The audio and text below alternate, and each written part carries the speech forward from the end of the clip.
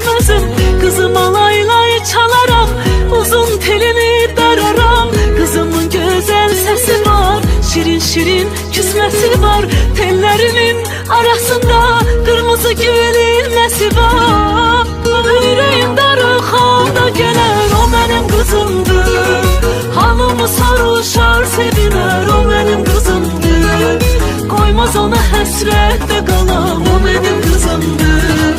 Yüreğim darık halda gelir, o benim kızımdır. Halımı soruşar seviner, o benim kızımdır.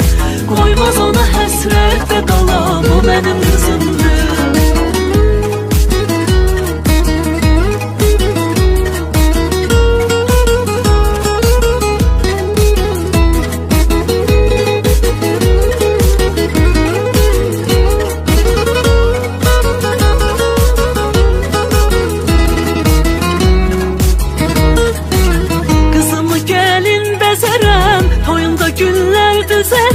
Kızım gedir yar evine, ona hoşbəxtlik dilərəm. Kızımın igid yarı var, arxası var, dayağı var.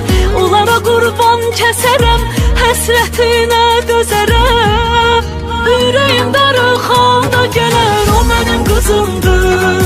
Halımı soruşar seviner, o benim kızımdır.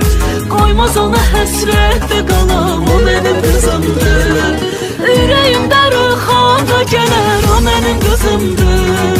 Halımı soruşar seviner, o benim kızımdır. Koymaz ona həsrətdə qalam, o benim kızımdır.